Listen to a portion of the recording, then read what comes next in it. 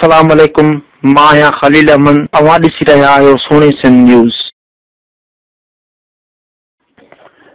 Karachi police जे मुबीना मुक़ाबले में मारिजी वियल शहीद भुट्टो अॻवान असद अली उमरानी जे क़त्ल केस में मुलविस जवाबदारनि खे गिरफ़्तार न करण ऐं असद उमरानी क़त्ल केस में इंसाफ़ न मिलण ख़िलाफ़ रतोदरो पीपी शहीद भुट्टो तरफ़ां एहतिजाजी मुज़ाहिरो कयो वियो। मुज़ाहिरीन नारेबाज़ी कंदा शहर जे मुख़्तलिफ़ रस्तनि तां थींदा रतोदर प्रेस क्लब पहुता, जिते कारकुननि पारां हिक ॾींहं जी अलामती बुख हड़ताल कई वई। उन मौक़े ते अॻुवाननि तारिक रहीम खटियान, बाबर उमरानी, खुदायार सोलंकी ऐं ॿियनि साथियुनि सां ॻाल्हाईंदे चयो त असद उमरानी खे बेगुनाह कूड़े मुक़ाबले में क़त्ल कयो वियो आहे। अदालत हुकूमत असद उमरानी क़त्ल जी एफआईआर दाख़िल कई वई आहे, पर जवाबदारनि खे गिरफ़्तार न कयो वियो आहे। हुननि मुतालबो कयो त असद उमरानी खे बेगुनाह कूड़े पुलिस मुक़ाबलो कंदड़ जवाबदार पुलिस अधिकारियुनि खे गिरफ़्तार कयो वञे। सुमरा महला वार्ड नंबर 2 में नाले जे गंदे पाणीअ पाड़े वारनि जो जीअण जंजाल करे छॾियो। म्यूनिसिपल वारा गुम, करोड़नि रुपयनि जी बजट गुम, शहर लावारिसनि जी सूरत अख्तियार करे वियो। असां टेलीफोन लाइन ते आहे शहजादकोट मां सोनी सिंध न्यूज़ जो रिपोर्टर सरदार अली मरखन। अचो त वधीक तफ़सील वठूं। जी सरदार अली मरखन, नाज़रीन खे तफ़सील ॾिजो। नाज़रीन, जीअं त असीं शहर शहजादकोट सूमरा माला वार्ड नंबर 2 में बीठा आहियूं। सूमरा माला वार्ड नंबर 2 में नाली जे गंदे पाणी पाड़े वारनि जो जीअण जंजाल करे छॾियो।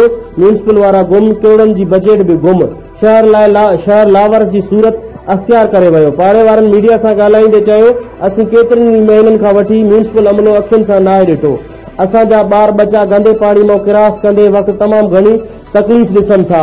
असीं डीसी कंबर शहजादकोट ज़िला चेयरमैन कंबर शहजादकोट खे परज़ोर अपील था करियूं त असां तालका चेयरमैन ऐं वार्ड नंबर 2 जे काउंसलर खे हटाए करे असां सां इंसाफ़ कयो वञे, न त ॿी सूरत में असीं मेन रोडनि ते निकिरी अची एहतिजाज कंदासीं। कैमरामैन आमिर अली सां गॾु सरदार अली मरखन, सोनी सिंध न्यूज़, शहजादकोट। कराची जे इलाइक़े नाज़माबाद में गुरबत खां तंग अची ऐं सीएनजी न मिलण करे पुरियत रिक्शे जे ड्राइवर शायद पंहिंजे मथां पेट्रोल हारे बाहि ॾियण जी कोशिश कई, जंहिं ते शहरनि खेसि बचाए वरितो। कराची गडाब खां असां टेलीफोन लाइन ते आहे सोनी सिंध न्यूज़ जो रिपोर्टर फारूक अली ख़ाक्स अली। चयो त वधीक तफ़सील वठूं। जी फारूक अली ख़ाक्स अली, वधीक तफ़सील ॾिजो नाज़रीन खे। गुरबत खां तंग अची ऐं सीएनजी न मिलण करे पूरे रिक्शे जे ड्राइवर शायद पंहिंजे मथां पेट्रोल हारे बाहि ॾियण जी कोशिश कई, जंहिं ते शहरनि खे बचाए वरितो। बाहि रिक्शे खे लॻण करे रिक्शो मुकमल तौर सड़ी रखी वियो आहे। मज़दूर शायद ॿुधायो त हिकु ॾींहुं छॾे ॿिए ॾींहुं सीएनजी स्टेशन बंदि हुजण करे सवारी नथी मिले। सीएनजी महांगाई जी मिलण करे सवारी सां मोहमारी बि रोज़ाना जो मामूल बणियल आहे। लियाकताबाद 8 नंबर में किराए जे घर में रिहाइश पज़ीर आहियां। 3 महीननि खां घर जो किरायो बि न आहे ॾिनो, जंहिं ते घर मालिक घर ख़ाली कराइण जो चयो आहे। मुंहिंजे मासूम ॿारनि खे अखियुनि जी पुरासरार बीमारी आहे। रोज़गार न थियण करे घर में फाका कशी ज़िंदगी गुज़ारण लॻो आहियां। गुरबत खां तंग थी पाण खे साहण जी कोशिशि कयमि, पर शहरनि बचाए वरितो, जंहिंखां पोइ रक्शे खे ॿाहिरि ॾिनी आहे।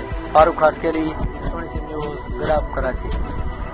वधीक अपडेट जे लाइ ॾिसंदा रहो सोनी सिंध न्यूज़।